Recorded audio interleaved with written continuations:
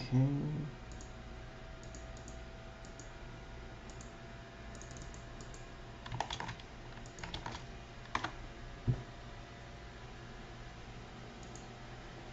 I'm David Cameo, and we are Squawking Dead, a podcast pulverizing episodes of the Walking Dead universe.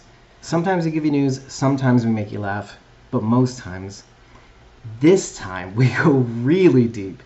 I am so proud of this episode, I cannot even tell you how excited I am to premiere this episode.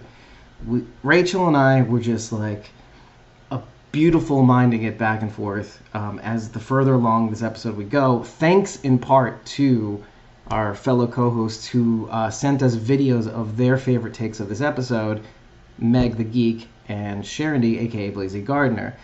But before we continue, I want to do a tiny bit of housekeeping that I meant to do a long time ago, but since I've been having a lot of personal issues, my wife and I just bought an apartment, and we came back a couple of weeks ago from Connecticut with the in-laws, and came home to a bunch of flooding in the bathroom and leaks coming from the ceilings because of the torrential rains and stuff like that and the flooding. So we've been dealing with that, and I personally just realized that now my car is on its last legs. It's on its dying breath right now, and so a lot of things are coming out my way. But I wanted to show you this poster, not only this poster that Eliza got for me, signed by Kirk Manley. So it's a poster by Kirk Manley, signed by Kirk Manley, of the Fear the Walking Dead, inspired probably by Season 5. Or I guess probably more Season 4, I suppose. And which is incredible. I mean, I love Kirk Manley. He's from New Jersey. I should be hanging out with him way more often. And not only that, but she also got me Sharondy, and I was like, oh, I love that Jesus candle, but it's not a Jesus candle. Look, so if you look at this right now, it looks like a Jesus candle, right? But it's like We Are Family has my favorite character on it, obviously, because Eliza knows. She even made time to put in the preliminary logo that we were going to go with until we changed it up a bit. Let's see.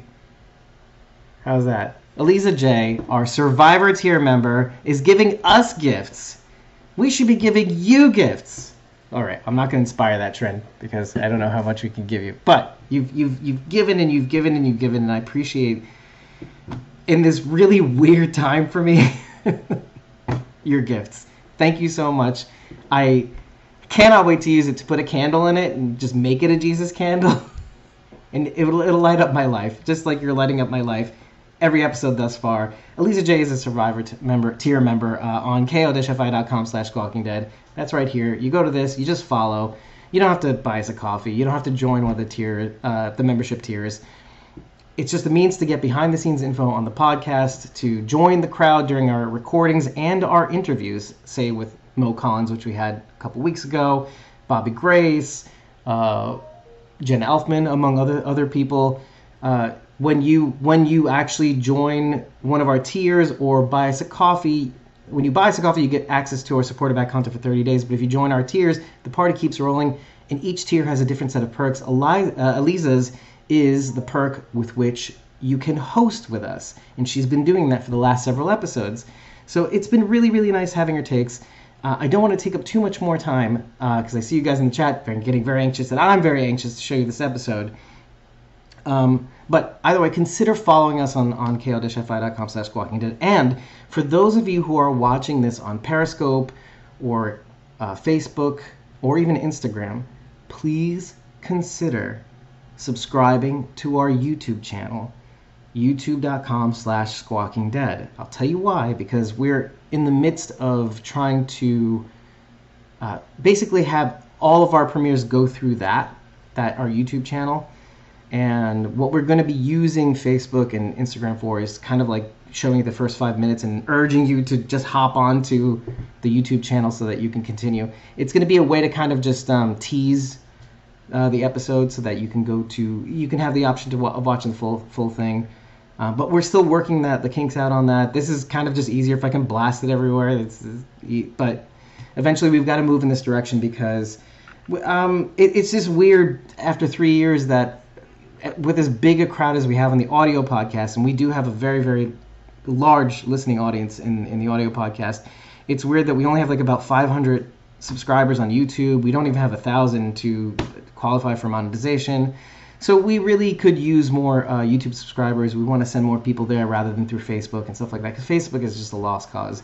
You have to be a superstar or a company to get anywhere on Facebook. But yeah, so we need more subscribers, and we will be doing a giveaway at some point to facilitate with that, to help spread the word and give you something for it. So without further ado, I want to show you this episode. I cannot wait to show you what we've got for you. I cannot wait to hear your reactions. Without further ado, episode 3 of season 11 of The Walking Dead's final season, Hunted. Oh boy, here we go.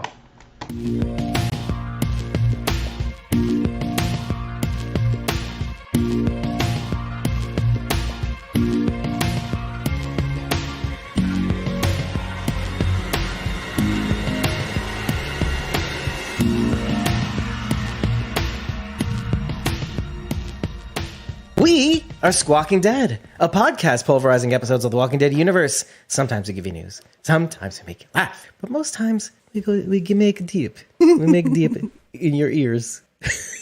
We have to do this. Why is the hand thing always a thing? For the audio listeners, we're putting our hands up in front of the camera. When we say we make deep, it's like we're giving something to somebody. I don't know. I don't. Then now we do the shrug emoji. Yeah. Now we do the shrug emoji. I don't know where the connection is, but that's just what we do. Hey, it's just Rachel and I. You didn't notice like 5 million people on the screen or 5 million voices in your ears? Well, it so happens that it's Rosh Hashanah. So it's like Jewish New Year's. It's 5782, I think it is. The year 5782. Oh, don't ask me to explain the Jewish calendar. It's 5712. What's the future like?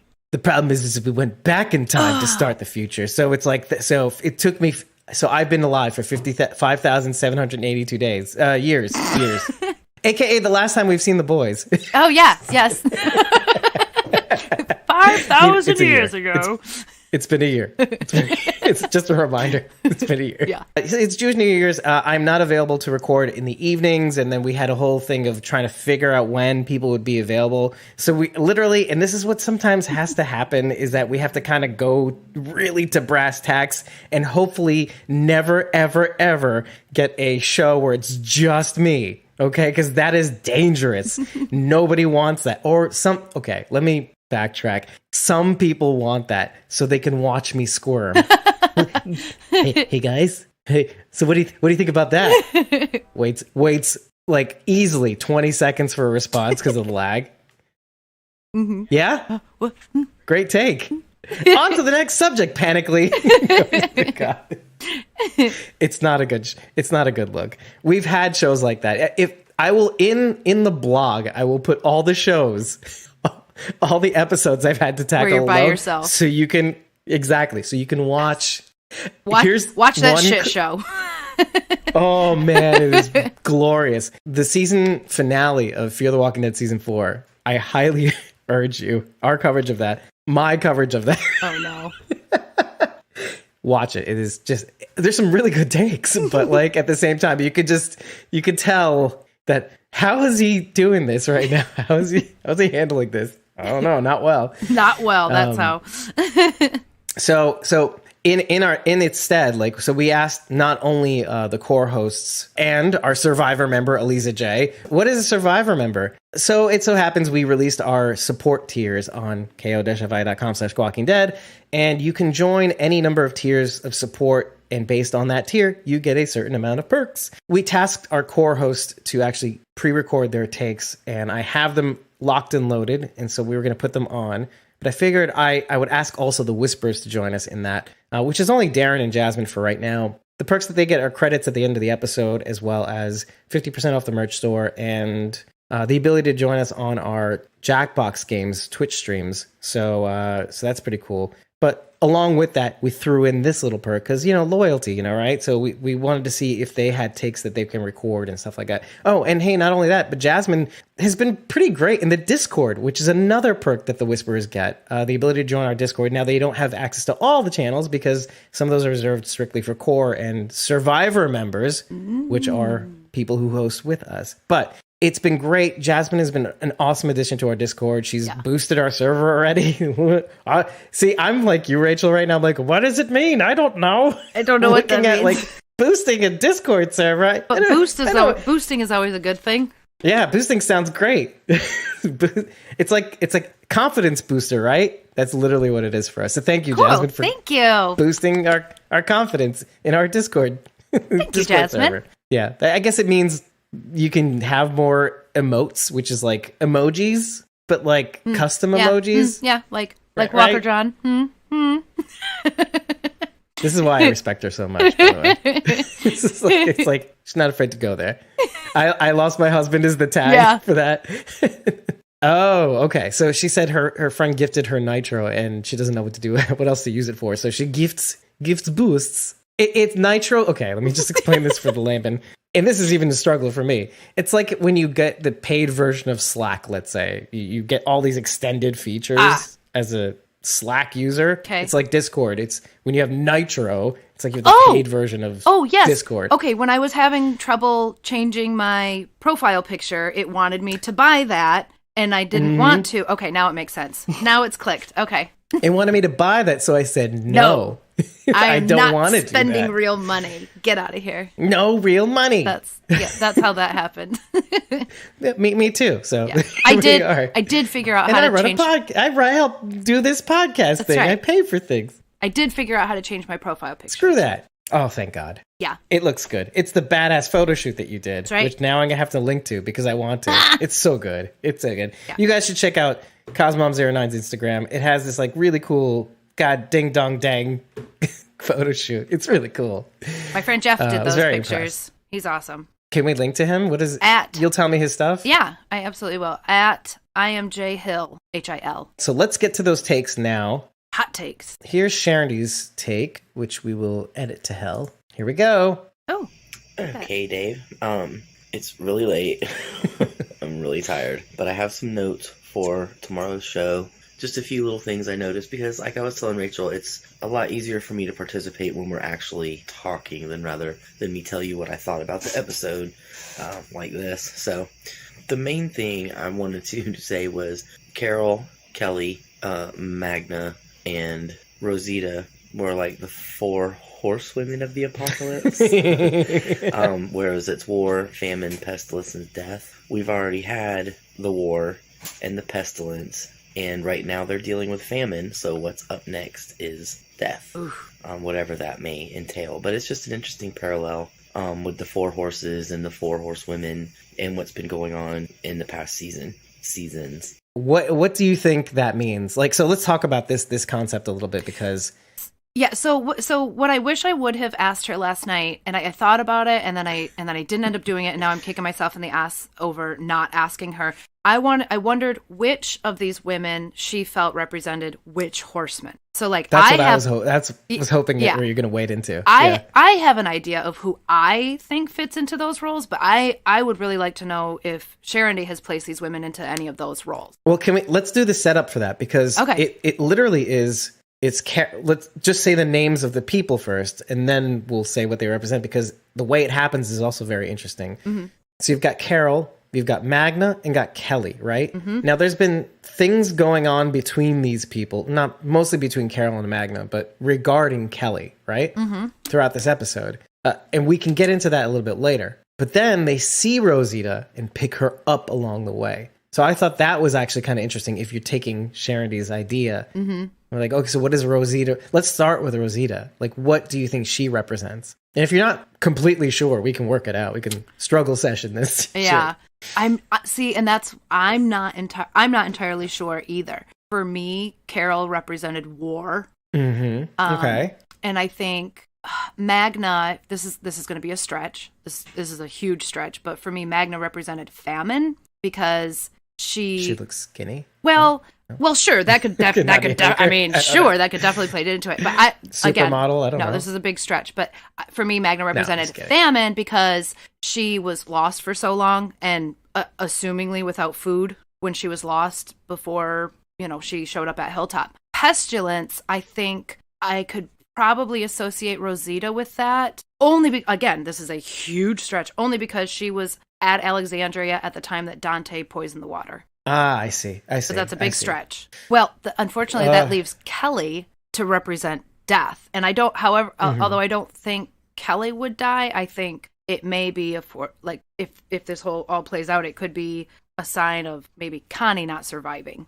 Oh, interesting. Well, Jasmine says Magna is actually the only one seen eating the horse meat, and yet Carol is the one who has to actually plunge the knife. So right. I find that kind of odd considering what happens too. I mean, Carol's literally using hope. Yeah. Like, okay, this is our, we got to dig deep here. Be practical, kind of like what Magna was trying to say to her. Be practical. We got to save what's left. The yin and the yang is showing up again and again. Like the idea of I'm like you, you're like me, and yet we're at odds in some way for some reason. I was actually thinking something else. Naturally, of course, you and even you and me, like we look at Carol, we think war, right? Because when I think of like Rosita and all the training she did at the beginning of season 10, and like the boxing and ignoring Coco, I'm just kidding. I think of like her preparing for war, being ready for war, having that really wicked ass. It's, and I get what her weapon is now. Like it took me. This is how slow I am. I'm sorry. Okay, I'm just apologizing to all of you. It's Rosita. The little spines on her weapon are thorns. Get it? And there's a picture of a rose on it. Okay. I'm asking you if you get it. I'm proclaiming to the world I didn't get it at first. I didn't understand it. Yeah. It's like you mess with the bull, you get the horns. You mess with the Rosita, you get the thorns. Boom. Anyway, sorry. My bad, everybody. Anyway, so I kind of associated her with war. But beyond that, I'm lost. It's like I could skip pestilence and, was it pestilence, war, famine, and death, right? Mm-hmm. I mean, if I'm going down that path, like Magna is death. And I say that only because we thought she was dead. Mm-hmm. Like she escaped death and therefore becomes it. I don't know, but okay.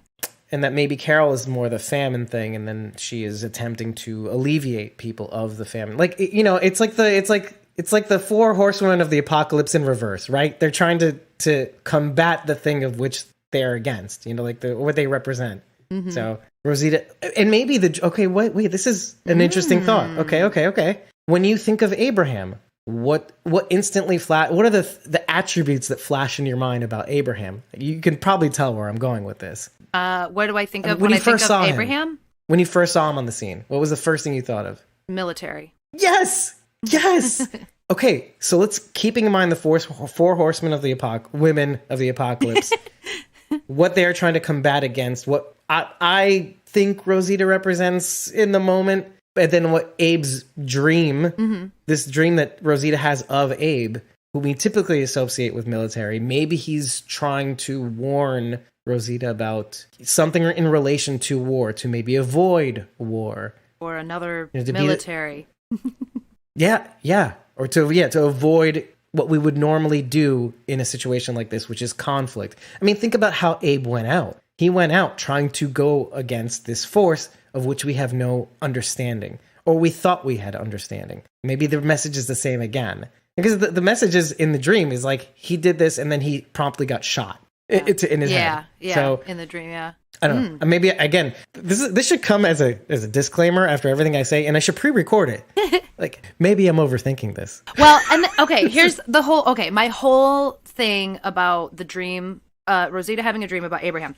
The only thing I've done so far is make a note of it. She had a dream about Abraham. As of right now, yeah, me too. Same. As of right now, I don't think I have enough information to even try to come up with a theory for what it could mean. I need more to go on. Right now, it's right here. Don't forget that this happened. That's really all I'm doing with that information just yet. I agree. I 100% agree. I wasn't even going to... I wasn't even sure if I was going to bring it up. That's how little I had on that. Yeah. But then when Sharon brought this thing up, into it, yeah. Maybe there's a thing here. Maybe there's some, yeah. And so Jasmine says, I think Carol represents death, as she seems to be a death bringer to the horse as well as her past. And any children who cross her path. So yeah, I could agree with that. I could agree with that. Yeah.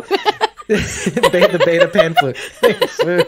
Since we're on the Magna Carol subject, maybe I'll get back on the track. maybe you can help me clarify something. I've watched this episode several times. Maybe I'm missing something that I need you to point out for me, but Magna has her little moment with Carol where she basically tells her to stop giving Kelly this false hope that Connie is alive. First of all, that to me is confusing. So is Carol trying to convince Kelly that Connie is not alive, or give her hope that she is? That was confusing. So I had to kind of clear that up for myself when I was watching it. It seems to me that Carol is taking Kelly beyond the walls, kind of continuing to like look for Connie, I assume. To look for Connie, yeah. Which would continuing the conversation giving her from hope 10C. That she is alive. Yeah. So that would be episode 17, I think, right? Where they kind of sort of... I think so. And then Magna's like, stop doing that. She's like, don't give her hope. Yeah, stop doing that. Don't give her hope. Exactly. Well... Exactly. Okay. Which she did in season 9, too, when it came to Luke, by the way. About going to find Luke? Yeah. When he was lost? Remember. Yeah.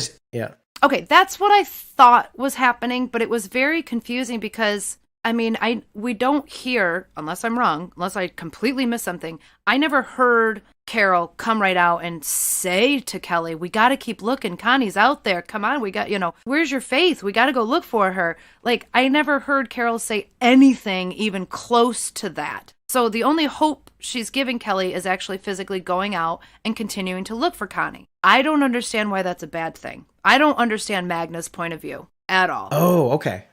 Oh, that's what you're worried about. Okay, because I was going to say, I was going to launch into, well, of course it makes sense. Right. Carol feels partially responsible. Absolutely. Kelly loves Connie, her sister. I don't understand where, I don't understand where Magna's I don't have to do that, from. so that's good. No, I'm totally on Carol and Kelly's side. I don't understand what Magna's problem is. Well, again, yin yang. This is going to be great. I love this part because we both understand the Carol component and the Kelly component. Well, yes. Kelly, Connie, they're sisters. Absolutely. There's a vested interest. She's part of the old group, whatever. Carol, responsible for possibly, she feels responsible for it, regardless of what everybody else thinks. Yep. That's what she feels. Kelly and Carol have that moment in the car in 1016, which was really, really... I loved it. I heard all the stories about you.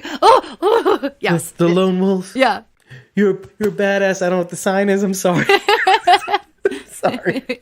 I don't know. It just felt like this was the thing. I don't know. Sorry. Everybody, I'm sorry. I apologize profusely. Maybe I'll edit it out. Maybe I won't.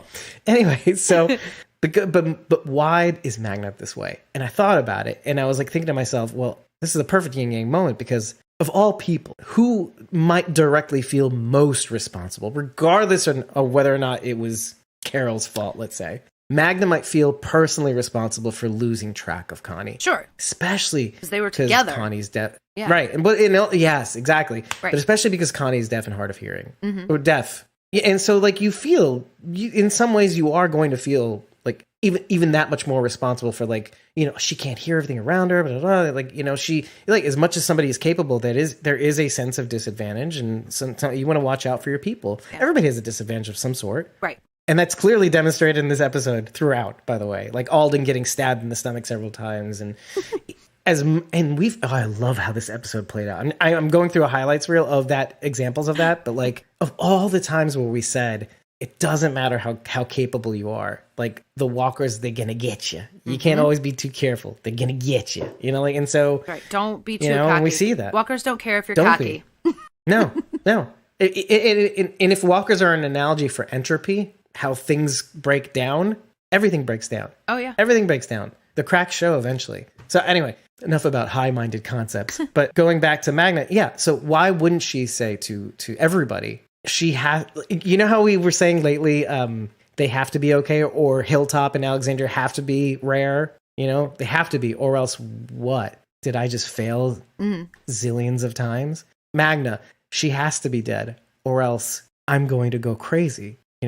I feel responsible. And if she is alive, I'm going to freak out. I'm not saying that this is exactly it, but like, can you imagine like having that kernel of hope when you're right there, right next to that person for right when you were trying to lead your way out of a herd and you're the only one that remains, survivor's guilt? Sure. Oh, absolutely. That says a lot more about Magna than it does anybody else, though. I mean, honestly, like Magna has decided that Connie is dead. She's decided it's not worth looking for her anymore. And now she's trying to convince everybody else that it's not worth looking for Connie anymore.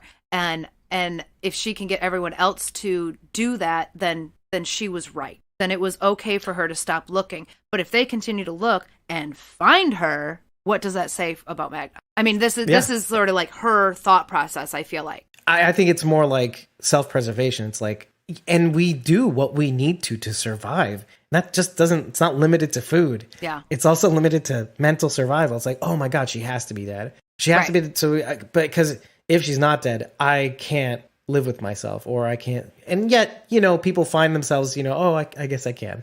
Yeah. I guess I can. Well, they have to. You have to move on. Like Negan. Like you see Negan in this episode being constantly reminded of how he failed. And yet, over and over, we find a way.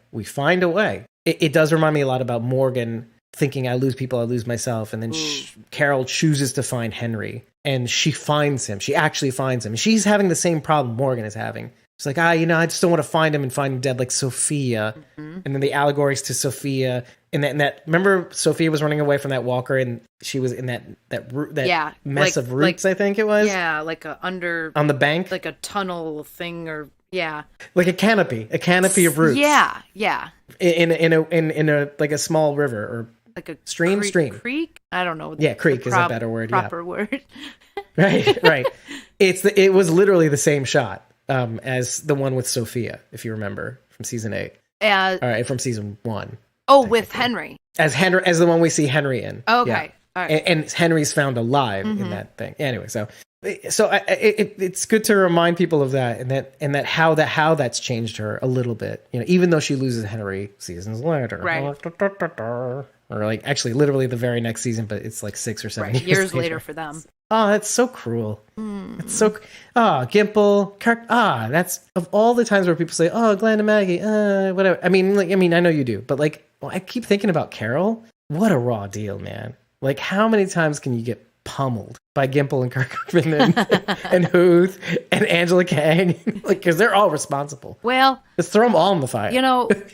No matter what happens to Carol, I'm just glad that she's here. So at the end of the day, we can say at least thank you to anyone involved for letting her survive this long, because she wasn't supposed to.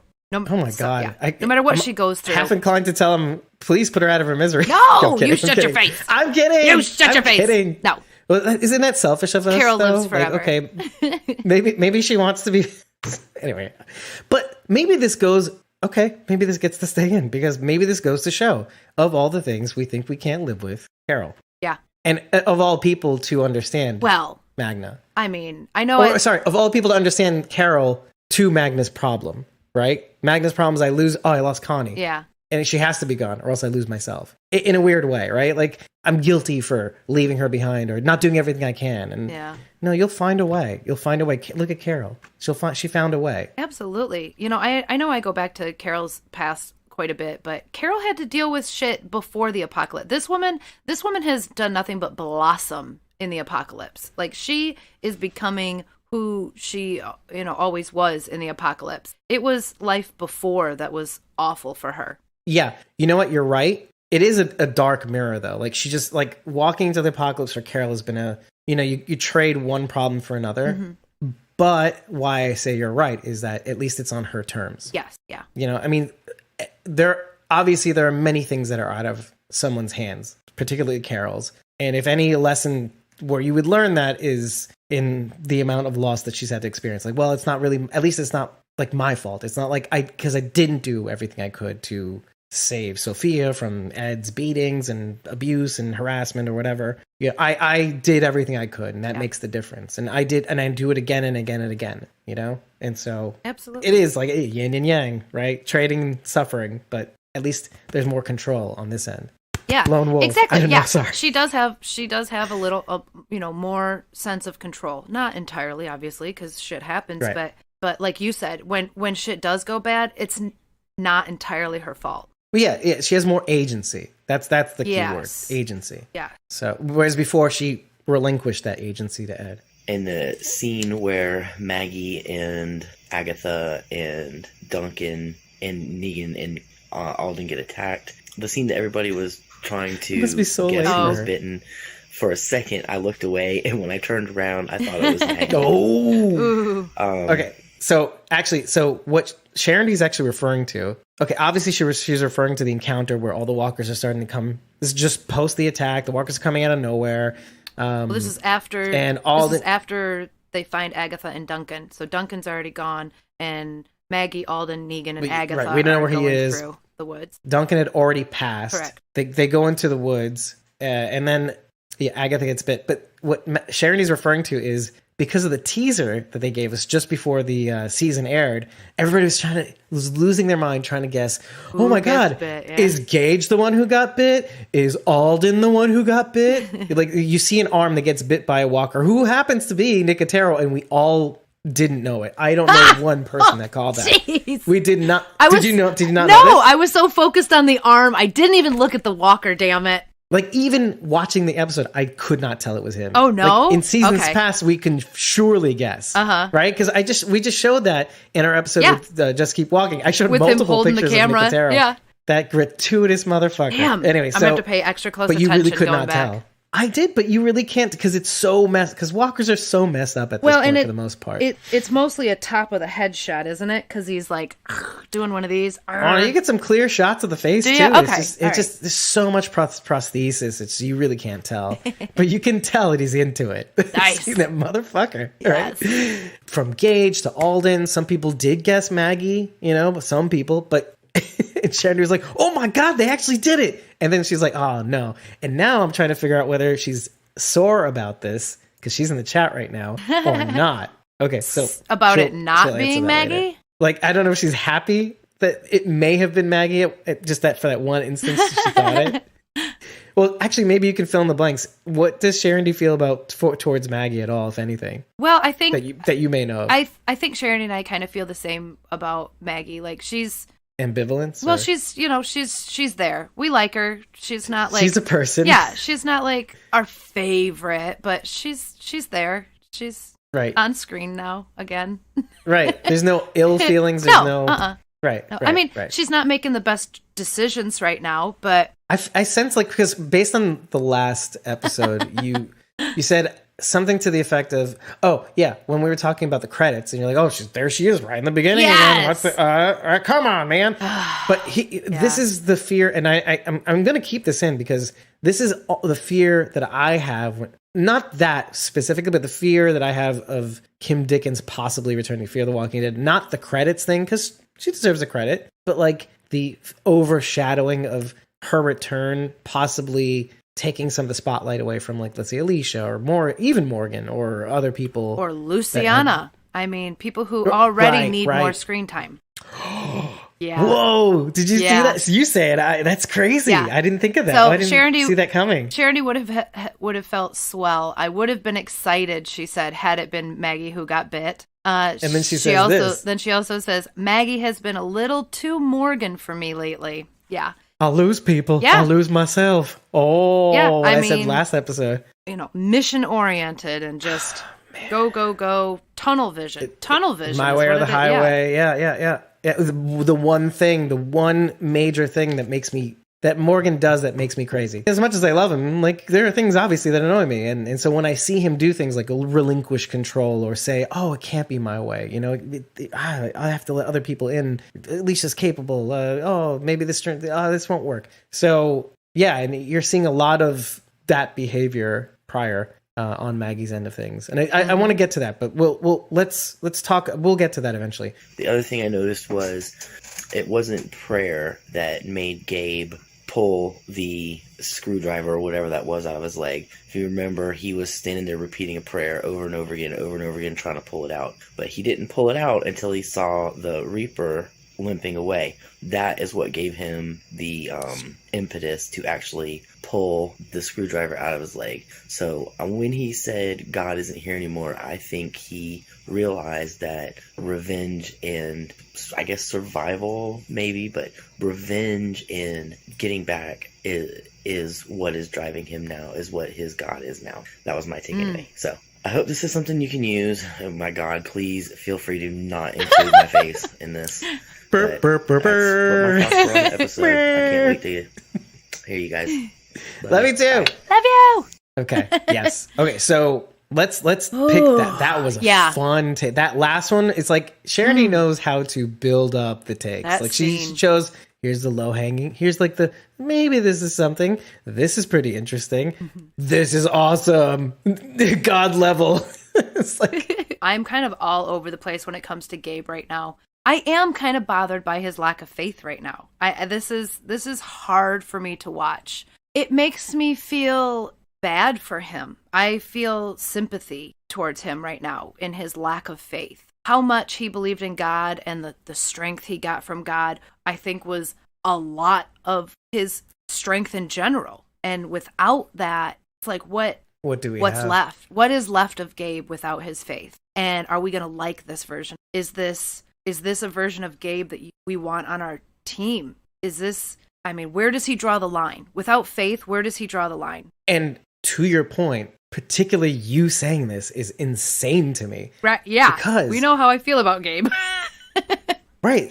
There's a little bit of caveat emptor, right? Buyer beware. Mm-hmm. You asked for this. Yeah. Yeah. You got it. But I like that. It's like, remember what I said about the what if episode? Like, what if Glenn had been spared? But like, so what if? Well, and you know what? Yeah. Maybe we are getting the what if episode. What if because Gabe loses faith? Well, no. Further down the point is like, what if Gabriel got spared? And maybe he was, because technically he was. Like, what if Gabriel was spared? And he was, from the tower, from Beta's disembowelment on the stairs. Yeah. I'm referring to the comics, people. I'm sorry. Just to be clear. I'm like, when was he spared? But yeah, in the books. And so, like, we're seeing what that looks like. We're seeing that dark path that Gabe is taking. And I'm sorry, I'm getting shivers. Yeah. Like, not because I'm impressed with Gabe now. Now we're moving on to narrative shivers. Like, Angela Kang. Oh, Angela Kang, are you married? Oh, shit. Am I married? Yeah. Oh, shit. Anyway, but you get what I'm feeling. Like, it's like, this is a little exciting. It's like taking something that was supposed to happen and doing something completely crazy with it. This really, really, really opens the door for what kind of character Gabriel can become. Who is he? Who is he without his faith? And I'm excited. I'm excited to watch because I get to watch it as a viewer. I would be terrified if I lived in this world with him. Yeah. But as a viewer, I'm ready for it. Illustrating so many good points. Yeah, exactly. Well, I mean, the caveat is I don't want to live in zombie apocalypse. Hey, we just established toilet paper, right? Yeah. I mean, come on. And then men with faith. We just having talked about Morgan as kind of a sort of a man of faith, like in Aikido and all life is precious, that sort of thing. Yeah. And then we've seen what that looks like without it. The interesting thing is that like Gabe has slowly been unraveling or slowly been letting go of this. We saw this in One More, but we've seen this centimeter by centimeter happening throughout season 9 and 10 because of the time jump. Mm-hmm. And not just, let me just say, no, be prior to the time jump. Wow. Because him with Jadis and him getting a little tougher, him saying no to Jadis, standing up for himself, that sort of thing. Post all-out war, basically. Surviving his sickness, his illness as he was held captive by the saviors and stuff like that. I wanted to know your take on what the Reaper was saying. He was reciting a prayer and talking about how he's blessed and we're blessed and all of this. Now, do you think that this is a personal thing that he's going through, or is this a Reaper motto, slogan, catchphrase thing going on? It is. I'm firmly in the camp now. I'm not. I think we have enough evidence. I mean, if Mark means Pope marked you. Sorry. It has to, like, once every episode. It's like Ikikil. You can't forget things like this. You can't forget things like. Never forget Ikikil. Never forget #Ikikil. Yeah, if Pope is a thing and is a name, I don't think that it's the guy's name, although people have been named Pope before, usually a last name. I was going to say, it could be his last name, yeah. Let's not play that game, though. If somebody is saying this, and then there's faith embedded within this Reaper culture, and I'm going to get to, there's other bits of evidence that we're going to get to later on, because it does have some interplay with what our group is going through. But I am starting to think that there's a religious component, obviously with the Judas, the flayed man or the burnt man, with the Judas plaque above him or her. You never know, because he or she's burnt to death. Right. And it's that Dakota. could be, Oh, God. I'm kidding. Oh, think about it. I'm not thinking about it right now. What's interesting about that is, just a side note is like, okay, seeing that Judas Walker burnt, tied to the tree, right? And then still alive. That's the thing that surprised me most about that, is that it was still alive, right? Well, just means the brain was still intact. Right. No, and I get that. Yeah. And that's obviously an easy explanation, but we've seen in the past where like, okay, fire is a good effective thing against walkers. They're attracted towards it. And they usually kind of burn to death and turn to ash, and threat averted, right? Usually. But like, I'm looking at this walker and it's just burnt so badly. The jaw is coming off and everything. I'm like, oh my God. Like, I hope it wasn't alive. Awesome looking. But now I turn back to Dakota. I'm thinking to myself, oh shit, can you imagine? Like, what if she is still like roaming around there topside? Yeah. Oh, and that's a threat they have to deal with. Oh, and what if they brought Zoe Coletti back just to do that? Oh, that would be so freaking cool. But also so freaking twisted though, right? Yeah. Okay. Yeah. Let's bury the baby. Let's bury the baby. So, so going back to the religious aspect of it, I think I do. Oh, by the way, Sharon. Sorry, Sharon's. I have to comment on this. Sharon is saying she's Ash. I'm like, no, she's not. If you have a high resolution screen, you can still see hair in the back of. You can still see hair in the back of Dakota's head that is not burnt. Yeah, Yikes. It's twisted. Ooh. It's twisted. Burnt hair on the back of Dakota's head. I got to go back and look at that again. Anyway, so okay, so I like what you're saying about like this religious aspect with the Reapers, and I could see that happening. Now, one side of me is like, I don't like. Okay, religion and politics are just two things that you should never talk about with anybody that you care to remain friends with. So the idea that they're I mean, they're two very hot topics that most people are not going to agree on. So right. I tend to avoid those conversations. So it does make me nervous to think about this religious aspect being brought so heavily into this group, because I feel like it could very easily create a divide in the fandom. Huge. I see what you're saying. I had to link what you were trying to say. Okay, fine. I could see a huge problem within the fandom. Now, for the show's sake, I'm excited where this could go, because at the same time we're seeing this, let's call him a religious group, building up. Gabe is losing his faith. So we have religion being more important to this evil group and less important to our father. So I feel like at some point... you said our father. Oh, I mean... It's kind of cute. Yeah. Okay. But I could see a point in which something happens and Gabe's faith is just snapped back into full force. And optimism. I mean, I'm hoping so. I mean, come on. Okay. I feel like Gabe's going to see this group using religion, using God's message in the wrong way, and he is not going to stand for that. I have a feeling if we haven't already seen a fire lit under Gabe's ass, it's coming soon. Interesting. Okay, because what I'm about to say is going to go further into the yin yang, the yin yang theory. More, because I'm seeing it. I'm seeing this thing where I'm the opposite of you, but we have the same kernels of essence, like we came from the same spot. Same but different. We went in different. Right. I see in you what was once in me, that kind of thing, that kind of, but like, isn't it weird to hear me talk about Gabe like this though? Like it is. And just wait for it. And remember the first episode we covered, I was like, oh, I don't know if I like this Gabe. Yeah. Right. Yeah. But this is what's going to get a little interesting, because, and maybe this is another high-minded concept, so bear with me. What if, I'm sorry. Can't even get it out. It's a Negan thing. What if the Reaper isn't real? The Reaper? Yeah, well, the Reaper that does the prayer and Father, pray for me. That one particular one. What if he isn't real? Here's why I say this. Okay, you got to keep going. Yeah, I'm on the edge. Because they're doing the same thing. Push me over here. Okay, Gabriel's having a prayer for strength to take the thing out, and then, as Sharon said, the thing that makes him take the thing out is this motivation for revenge, or this motivation to put down a threat, or whatever that it may be. Whether it's personal and it could be, I want to kill the thing that made me weak. I want to kill the thing that is weakness. Okay, yeah. And then he gets to the guy, and he's got a prayer. His prayer is to pay his own respects. Like, even though I am dying, even though I walk through the valley of shadow of death, I shall not want. I shall fear no evil. Like the rod and thy staff, they comfort me. Right.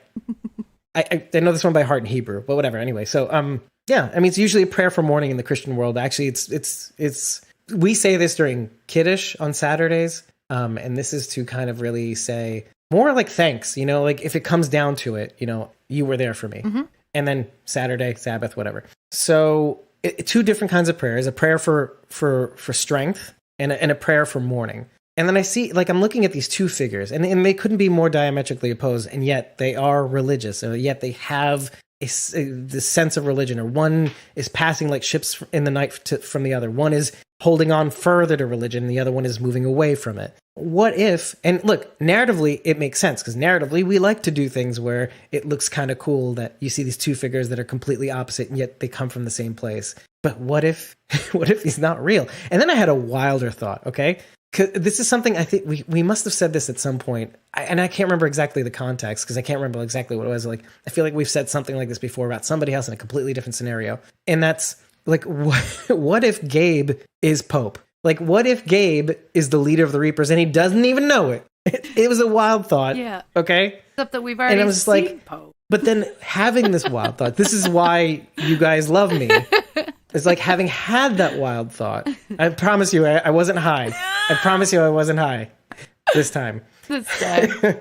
You come back to the realization that it's like, we're going to get to see what it looks like to see other people draw unshakable faith in God. And I feel like when I see the Reapers move and how precisely they move and how scary they are, I mean, these people, when they came out the gate at the end of the last episode, in the beginning of this episode, I'm like, holy shit. If they were able to mow down Maggie's most capable fighters, and they clearly looked way more capable, I mean, correct me if I'm wrong, than a lot of our Alexandrians, like even Carol, like even Magna, like even whomever, even Negan. They looked like they were just burst out of a cartoon.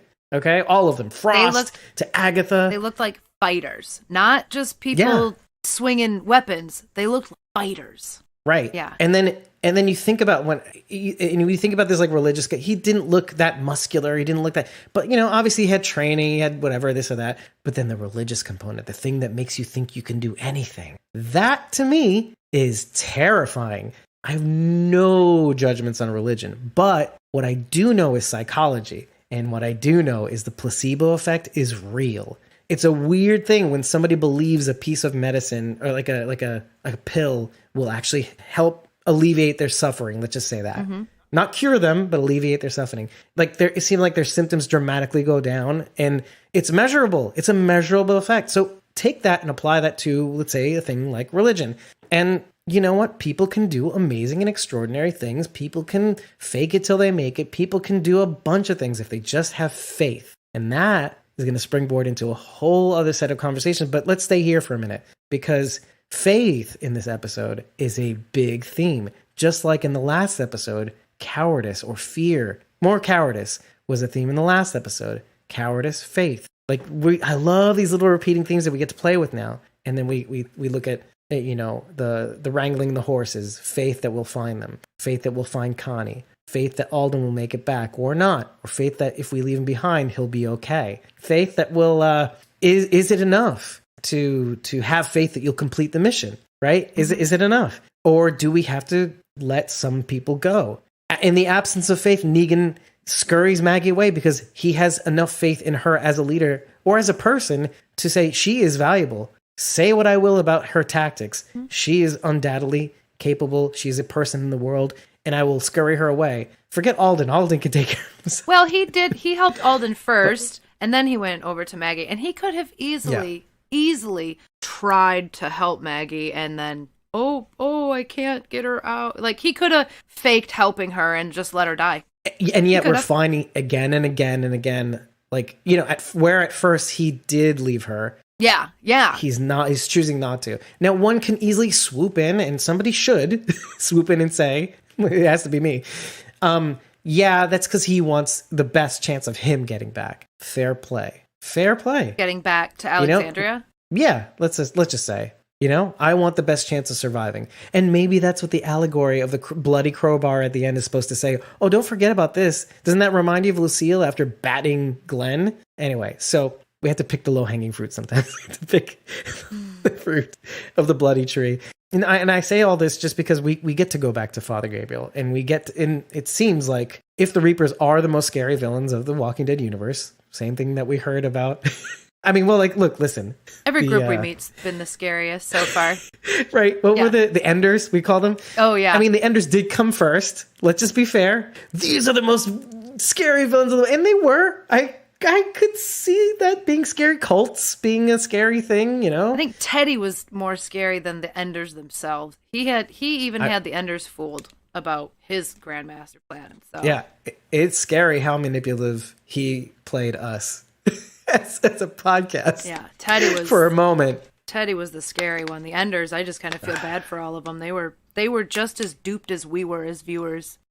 For that one episode, yep. And then the next episode, oh my god! Or like, the beginning of the next episode, we're like, what are you doing to her face thing? Gross, Teddy, gross. Anyway, so right, you're thinking about it, and I'm like, oh, how did I ever think? Oh, anyway, so no, Enter the Reapers, right? Mm-hmm. And it's way scarier. It's like, okay, wait. It's like the Enders with knives. Well, like, I was thinking the only group scarier right now is CRM. Yeah. You know, and there's something to be said about that. Like, I pause because it's like, why are they scarier though? Right? Because they have the means, or they have the determination of a different kind. They have the numbers and they have the equipment, the people, the weapons. They're like a bigger, more organized group of Reapers. They come at night, and by the time you see them, you're already dead. Right. And the religious zealotry isn't really faith in a okay. Well, we're gonna get a little last to that light of the world. I mean, that has a religious aspect to it, definitely. Well, less religious. Like, it's the exact opposite. Remember when we touched on like the communist aspect of it? Okay, yeah. Communism, the complete absence of belief system, right? And more to the point, we believe in ourselves as a in a unity, like a kind of governmental structure. Well, you'd have to believe in your government in a communist state, right? I mean, you'd have to believe that you're being provided for. Yeah. Exactly. Yeah. You'd have to have faith in the system, though. You'd have to have belief in the system, which means you would relinquish a little bit of that authority to the military to enforce that belief on the people. Yeah. And so when you take that and you put it in a little washing machine and tumble it around a little bit, it's like, okay, well, we're believing in ourselves. We believe in our own self-determinism, that we are the light of the world, like you said. Yeah. And so that's it's culty, but it's not religious. It's like this weird, again, yin-yang of the Reapers and the CRM. Then you start to think the Commonwealth ain't that bad. Right? It's not all that bad. Well, it's a little bit of this, a little bit of that.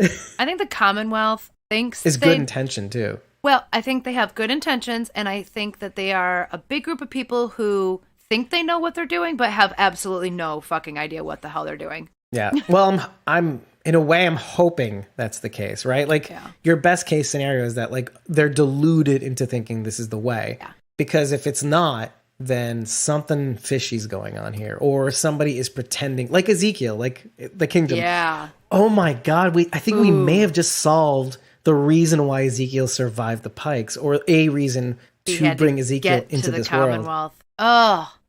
High five, Rach. High five. We did it. That's awesome. We did it. Yeah. All right. If you like what you heard. We're not going to top that. Holy shit. Yeah. Because Ezekiel could bring the shit tumbling down. Like, he'd be like, do you know what I did just prior to this? Like 5 years ago, whatever. I was you, bitch. Yeah. Yeah. And yet, like, they want to make him a zookeeper or an actor or whatever they want to maybe do with him. And then, oh my God, Rach, you want to take this a little further? Let's do it.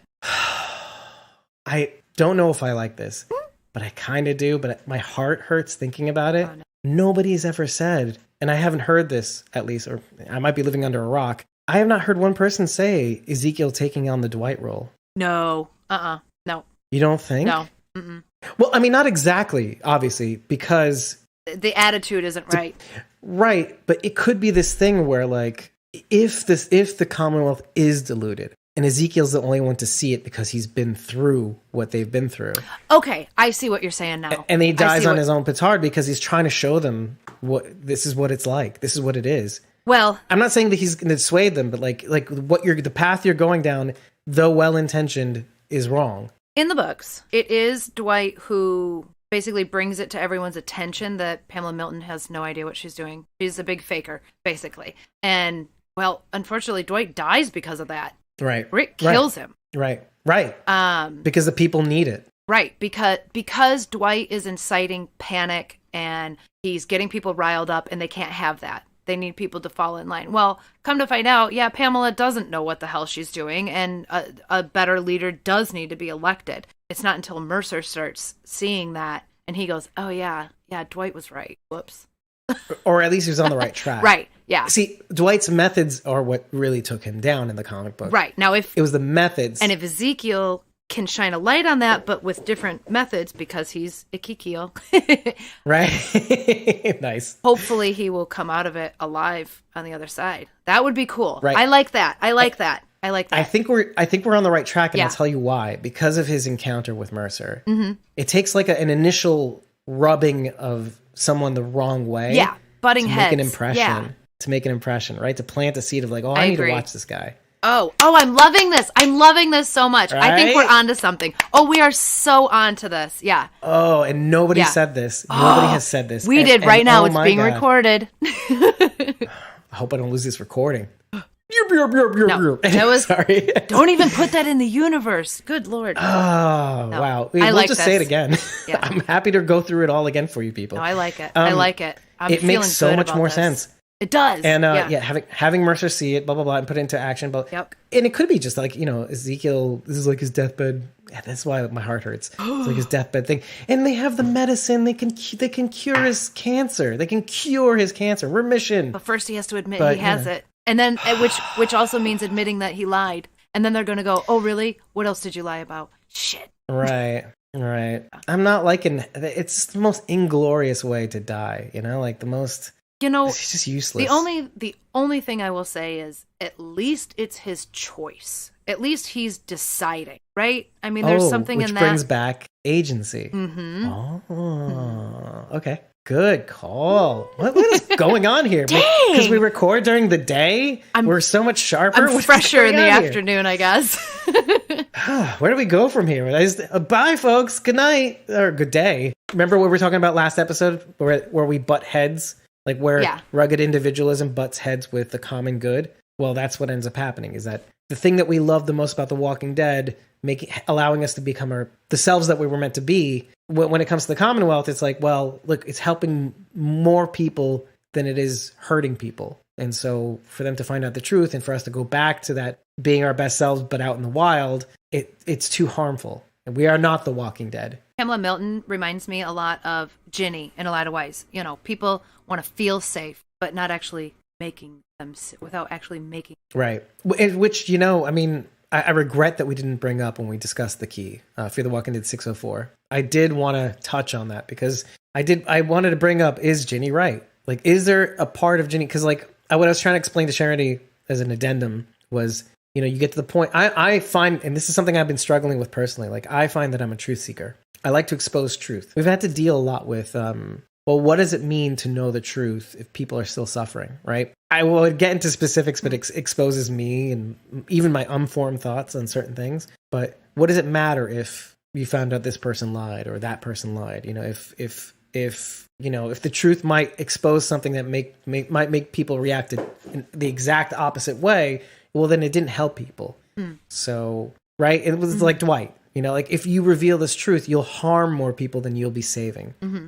Even if it is a lie.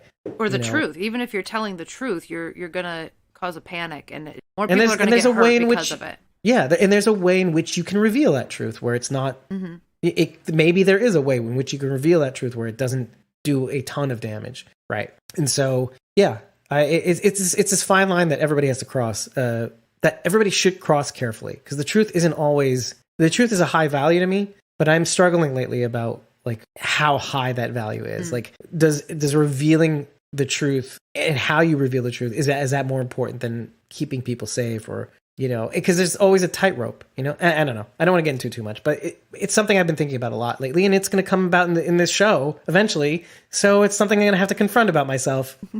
Here we go. Well, here we go. You can watch your favorite characters go through the same thing and learn from their mistake, right? We learn from these characters. Well, let's move on to Meg's take, because I don't want to talk about myself anymore.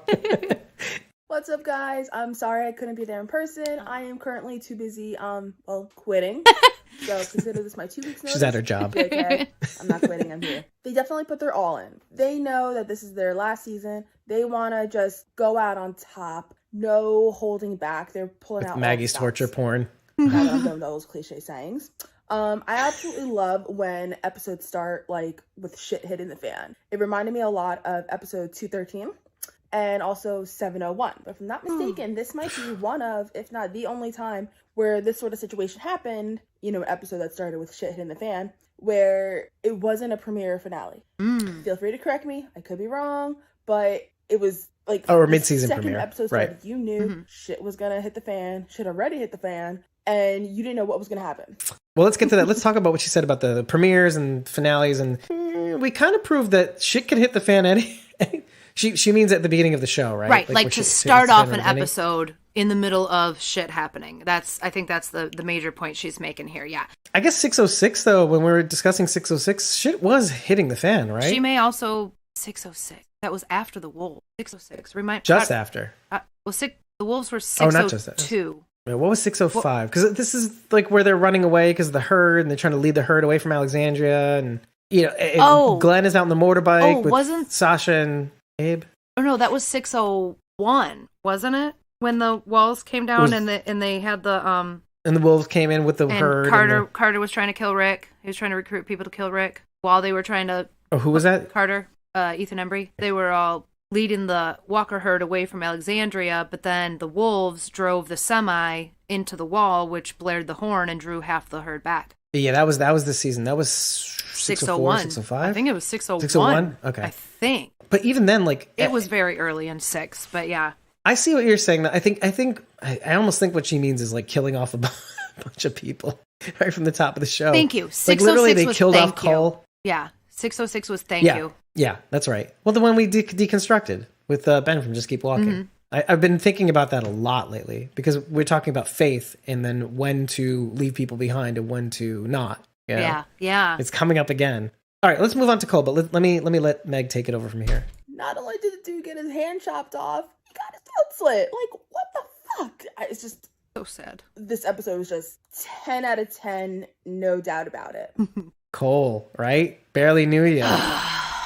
But wait, let's talk about our losses today. Aside from Cole, and we'll go back to Cole in a sec, right? Duncan, Agatha. Was it Frost that was burnt on the little post there that said Judas? Oh, that's not how I didn't think that was Frost, but I don't thought know. It was I'm just asking. I thought it was a foreshadowing to Frost. I don't trust Frost. I think Frost is up to no good. Is the Judas. Yep. And I've heard other people suspect Elijah, and I'll tell you why I don't suspect Elijah. Here's why I don't. I could be totally wrong. We always say that, right? Here's why I don't suspect Elijah, because of the moment he had with Kelly. Right. That's it. That's the only reason I believe Elijah. The smoke screen That's he's it. got. Yep. I believe everything Elijah is saying, and I think he had that vulnerable moment with Kelly, and the way he looks at Maggie, I really believe his connection to her, and that he looks to her for everything almost, you know, maybe. Oh my God. But Frost is the new Enid. But Frost is right, yeah, kind of. But Frost is still an enigma. We don't know anything about him, and correct me if I'm wrong. I've asked several people, and everyone has agreed with me. We do not see Cole in the opening sequence. I'm sorry, not Cole. Frost. I meant Frost. We do not see Frost in the opening. We're gonna feel so stupid when he winds up dead in the next episode. I know, right? I'm kidding. Well, I mean, sure. But to be fair, we only see Elijah for a split second, and then he's off the screen too, and we don't see him the rest of the episode. So Frost and Elijah. And the way in which he was taken away too. Yeah. Oh, that's so scary. Well, and who... I wonder who's on the other end of that rope. Who pulled Elijah off Maggie? Could it have been Frost? Is it Frost? Was it Frost? And now, Frost! and now these two are running through the woods together, and Frost is pretending like he's trying to get Elijah to safety. Frolicking. Yeah, I don't trust. I'm not trusting Frost right now, and I think the Judas sign was a foreshadowing to Frost. Right. And, Judas, right. Him being the Judas, but a Judas being put up, right. That's something else. And I was trying to look at that. I mean, look, when you burn somebody beyond recognition, there are no features with which to tie someone to, right? But it did kind of look like Cole. Anyway, and Cole, I'm just going to say this out loud because it sounds so ridiculous in my head, but, that's what I do. Cole kind of has a kind of a Jesus-y look, Oh, not like kind of. Exactly a yes. Jesus-y look. Cole was Jesus from the comic books. That's why I'm so mad right now. Oh, I'm so mad right now. I had Cole and Aaron shipped for the rest of time, and then they went and fucking killed him. I'm so pissed. So they killed Jesus again for his sins. Right? They slit his throat. Right? I was shipping Aaron and Jesus, and then we lost Jesus, and then Cole comes along, and I'm like, yes! Yeah! Replacement Jesus! And you know what's funny about that's what's so much fun. What makes it even like a twist the knife kind of thing. Like it happens to be this religious culty group, right? Yeah, so they killed the religious people. Killed Jesus. Jesus just can't catch a break. No, he needs to die for our sins. Oh, okay. Yeah. I get it now. So Sharon D is telling us that Frost means someone with an icy or unbending disposition. Okay, so that even the name is foreboding. And she's also saying, but he'll rise again. Hopefully, hopefully Jesus. No, I hope not. Please, I can't handle this anymore. This is why I'm Jewish, people. I just want Aaron to find some love. Poor Aaron. Can we get some food first? Oh boy. Who needs food when you have amore? You're not so hungry when you're getting the lovin'. When the moon hits your eye with a big pizza pie, that's what I want actually right now. Yes. I would love a big pizza. Fuck amore.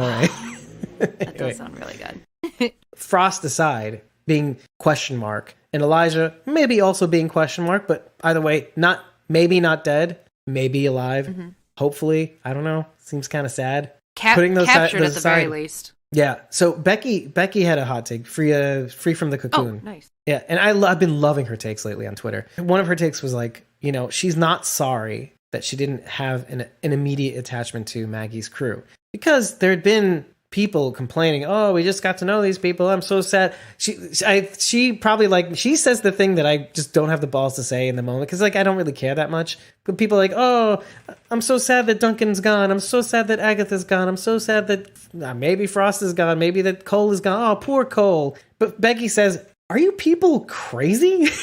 Essentially. I'm not putting words in her mouth. The whole purpose was that you barely got attached to these people. You know what I mean? Like, you barely got attached to these. We taking these people away so you don't get attached. And you're saying poor this and poor that? I mean, what's wrong with you? No, I'm with her. Would you rather see our group die? No, we bring new characters on so that we have someone to lose. More red shirts. Yeah. Yes. More red shirts. Ship in the red shirts. Exactly. But but these are more like gold shirts or blue shirts. Like, so they have names, there right? Is a significance, right? There is a significance to having them had perished. But beyond that, it's not, the significance is not for you to make an emotional attachment. It's really to kind of enhance or to accentuate Maggie's suffering. Maggie's intense suffering. Oh, the stories that she told in 10C, it was 1017, right? And then to tell that story in the last episode, and then to have this being relived again with her most capable fighters in a settlement with which she thought everything would be okay. And then it makes me think to the last couple episodes, everybody going like, oh, I think she wants revenge against Gage. And I'm like, she's just suffered too many. And I get it. Like, when you've suffered so much, you don't want to lose any further, right? And so sometimes you feel like you have to say, I don't want to risk my people dying, Gage. You're just going to have to stay on the other side of that wall. I've lost enough. Yeah. Even if they're capable, they're hungry. This is what I mentioned in the last episode. And I'm glad I did. Having Carol say to Aaron, and I feel like we're having this reverse conversation. If we don't get those horses, people aren't going to be able to lift even a sack of grain. Validates me on my critique on people saying, well, Duncan's strong enough, he could have knocked that door down. I'm like, no, they're hungry people. Right. They're hungry. Like, they need to use their strength wisely. That's why it takes however many people it takes, no more, no less, to lift up those walls of Alexandria, to try to get those walls up. Why doesn't everybody participate? Well, because they need to do other things like Carol is trying to do, which is, if I can just have faith that I can get these horses, life might be a little easier, for everybody. Which takes us back to Maggie and her losses. Maggie had faith. I'm sure each and every time she'd start up a community, she had faith and it was ripped away from her. Like, talk about being lucky here and completely unlucky everywhere else. Well, that has to be rare, because if that's not rare, Alexandria and Hilltop, then am I the problem? And haven't we all felt that way at one point? That like everything we're trying to do just doesn't work out? Yeah. And then you start to think it's me. Maybe it's me. Like a relationship that doesn't quite work out. You're like, you know what? I'm going to cut my losses because I can't stand making you hurt. I can't help but make you hurt. And she kind of says this to Duncan. She kind of says, I'm sorry for all of it. For all of it. And Duncan said, what is he? He says exactly this. He says, why? We were good. We were lucky. Duncan's like saying, no, it's like Aaron in season 9 when he's laid out after having just had his arm crushed. He's saying to Rick, you don't understand, dude. Look at when you first met me. Hi guys, I'm pedophile. like wandering. Like, who are you, dude? I'm a resident of Alexandria. I'm like, what is Alexandria, dude? like we're bearded monsters wandering around in the apocalypse, and you just clean shaven, just hidey ho, neighbor, like fucking the next door neighbor. Anyway, you get what I'm saying. Yeah. And you're like, dude, if you hadn't come in, I would have continued to walk around the planet looking like that guy, expecting everybody to be like me. But in that you gave me hope that there's a brighter future. You knocked me down to a point where I could see a better future. I could see reality, but also see a future, right? Duncan is on his deathbed is saying the same thing to Maggie. It's like, we were lucky. I was lucky. I mean, I lasted as long as I did because of you, not because of just me. Anyway, so I thought that was an important thing. And I say this only because, can we just stop with the Maggie hate? Like, I mean, even Angela, I didn't get to read this article, but even Angela Kang is like saying, we didn't mean to set Maggie up to be this bad person. Like, it was an article written where they got an interview with Matt. I can't remember who wrote it, but they just managed to get an interview with Angela Kang, and they're like, guys, that's not what's being set up here. Like, I'm just going to say this out front so that you don't get the wrong idea in later episodes. She's not the bad guy, folks. But I don't know. No, I don't. It's just something to simmer on. I don't dislike Maggie. I mean, I don't. Not at all. Not at all. She's not at the top of my favorite list either, but, she's there. She's capable. She's not making the best choices right now, but we could say that for any character at some point throughout the series. So she's no different. No, my only beef is that she left. Yeah, and which is a lot of people's beef. Yeah. And then when her show didn't work out, came back. And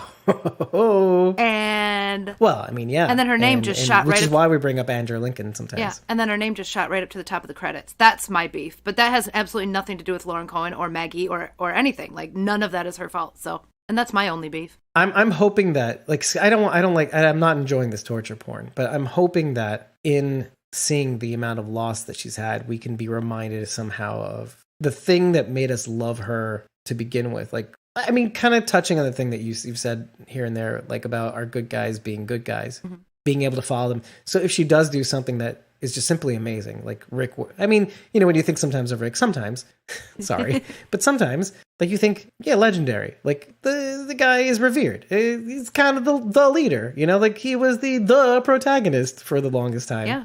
So if she displays something like that, I can maybe get behind her. And her return, and Lauren Cohan's return. Like, I'm not exactly where you are, but I am a little bit. Sure. Yeah. Same thing with Kim Dickens. And, yeah. And then I know it's not her fault. That's, exactly. I want to put let's just make that distinction. Very clear. Very clear. But yeah, if she does return, if she does something that is something we can get behind, or barring that, does something so crazy evil that, like, oh, that's interesting. Oh, okay. Can I have some more? Can I like this.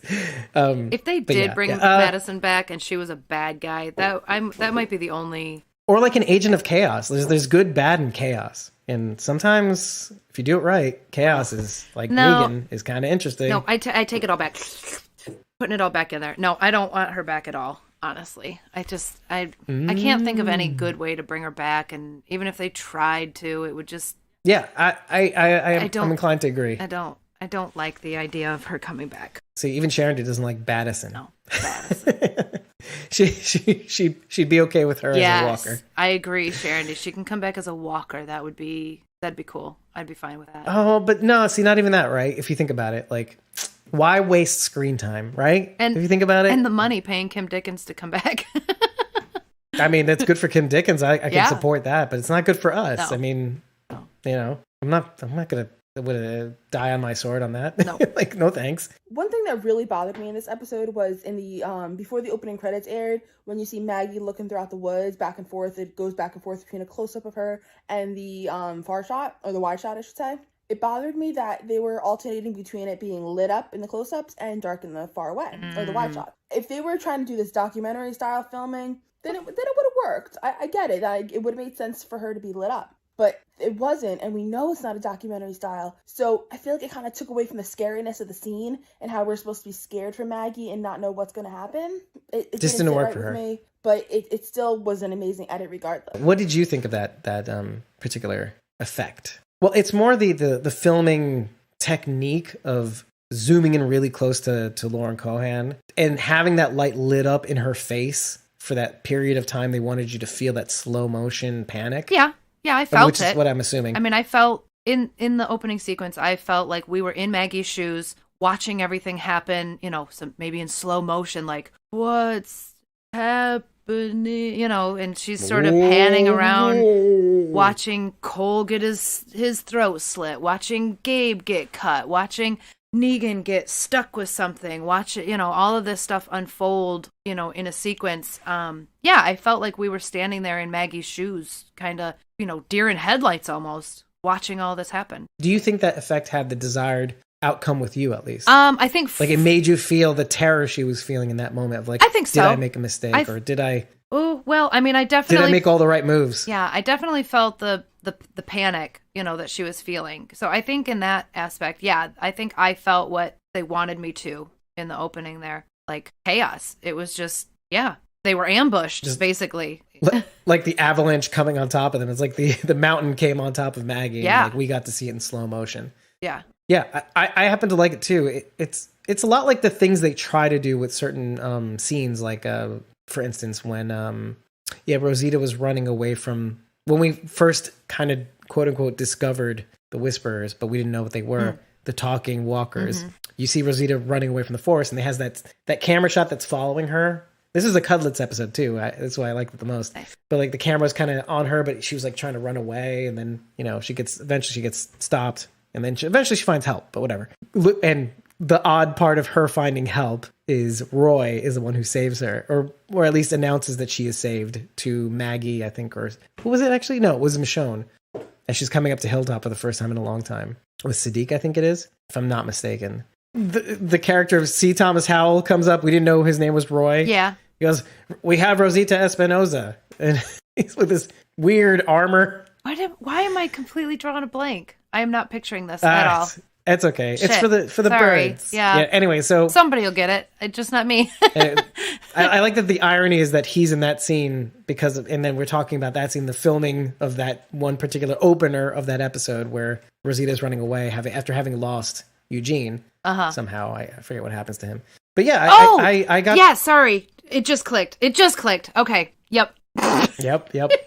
Took that long. Between the deaths themselves and then seeing Maggie I know what they're trying to do, and I think I'm down with it. They were kind of teeter-tottering with Maggie being kind of like a distasteful, cold person to Gage. Mm-hmm. I don't know if they meant it to come off as like she is vengeful Maggie or there's personal stake in Gage's demise because he was a coward. Didn't Gabe sound a lot like Donald Trump in that moment? He was a coward. He was fired. Yeah.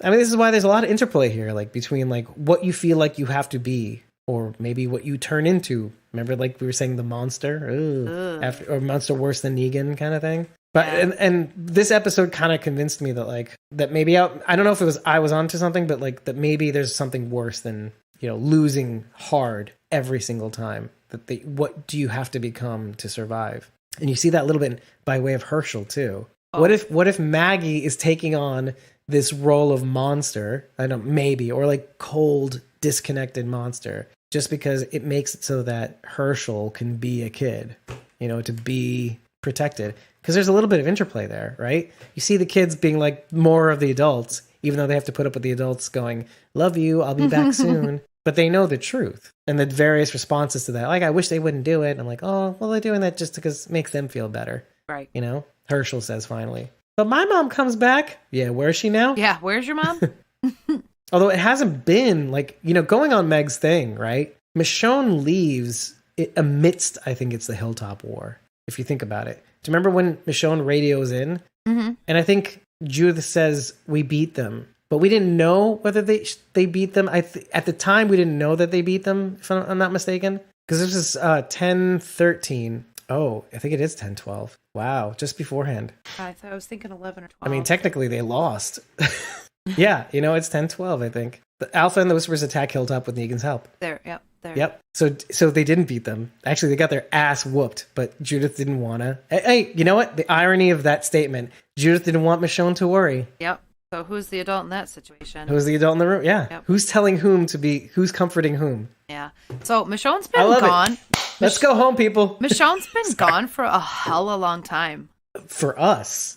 No, but for them even. I think it's only been like a month and a half for that's Michonne's that's a long time. That's a hell of a long time. I know. But like compare that to it feels 84 years since we got the boys. Right. Bringing it back. But yeah, like it's been a month and a half. It's like, oh my God, talk about like parallels. It's like how long we thought the beginning of the apocalypse, according to Rick, until the end of All Out War. Was it two years? All Out War itself being like that. You know, some say 2 weeks, some say it's 2 months. That's a month. whole nother podcast. Right.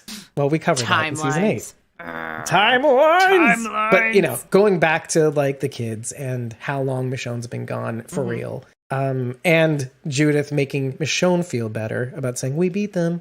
Well, she was right in the end, but... It's a good thing she had faith. Yeah. That they would. Oh.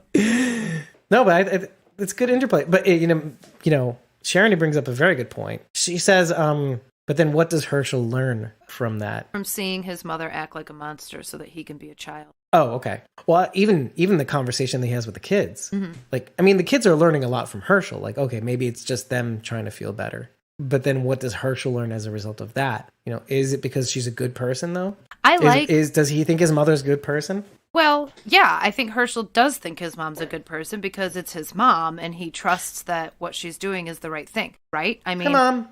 Exactly. Like of course he thinks she's a good person and this is just how people are. I like the fact that Herschel is there and talking to Judith, not Kaylee. Yeah, Judith and RJ and Gracie about living outside. I mean, Judith even says, or he says something like, "Oh, you've never had to you never lived on the streets," or whatever he says. And she's like, Judith says, well, not like you never that. lived on the streets like me. Yeah. And Judith's like, well, not like that. Like she even acknowledges that, yes, I've been out there, but not like you've been out there. Yeah. And then RJ refusing the horse meat. Like, so there's like a strata, right? Like there's a gradation. And Gracie, I don't know where Gracie is. I really don't, though. Like, I don't know what to make of her. Like, is she more like RJ, like sheltered? Yeah. Or is she more like, damn it, you got me saying Kaylee. Is she more like Judith? Or is she more, I mean, she's definitely not like, I was going to say Eugene. What the fuck? She's definitely not like Herschel. No. You know? No. Nobody's like Herschel. No. The closest you can get is maybe Judith, and even then. Right. And Gracie grew up in Alexandria. She grew up under protection. It's not like she probably maybe has never even been outside the walls. What reason would she have to go outside the walls of Alexandria? I can't think of one. Yep. So she's definitely had a sheltered life. Okay. My second thought, I think I understand what they were trying to do with like the hesitation to eating the horse meat, but seriously, I'm sorry. I thought everyone was starving. Wouldn't they be shoveling that shit in their face? I would be. If I was starving, I wouldn't care what it was. It's food, damn it. Right. Well, and then, you know, So there's a very interesting point to make here because you bounce back and forth between kids are just, even though it's the apocalypse, kids are just kids. Sure. They'll still be like You could kids. say that. But then they're not, right? Right. So, and then which kids? And then you'd expect certain kids to be better at this than others. Like Judith, right? Hesitating eating the horse meat. I did want Judith to take the first bite so that she could lead by example and say, look, guys, I'm doing it. You can do it. But then they let Herschel take that on, which I thought was really cool. Again, because we're learning more about how he grew up, really. You eat what you find. Right. And then it gives you more clarity on Maggie, too. Mm-hmm. Like a little bit more, I don't know if it's sympathy, I don't know. But like it refines that, like, okay, you did what you had to do. More you did information. What you had to do. Yeah. Yeah.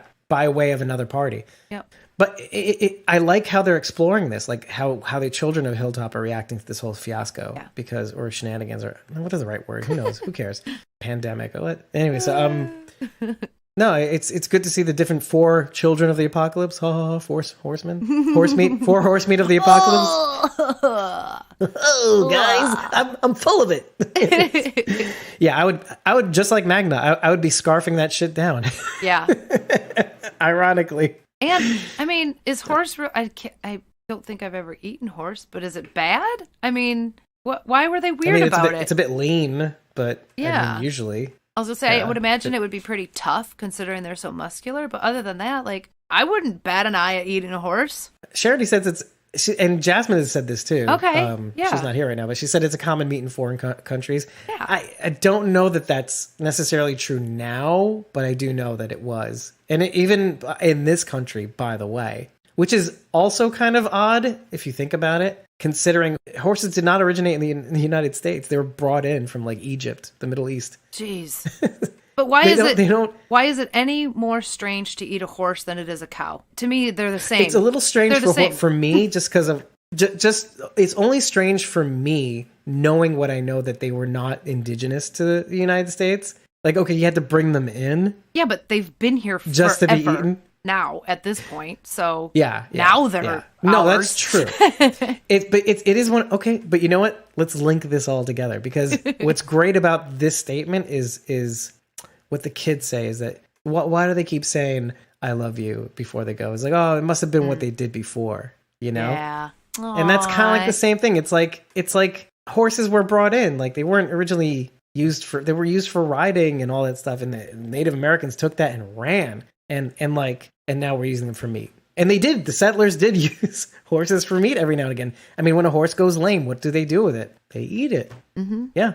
And when a colony goes lame, you eat it, I guess. And Meg says also this. Oh, and just real quick, I quit. See you guys next week.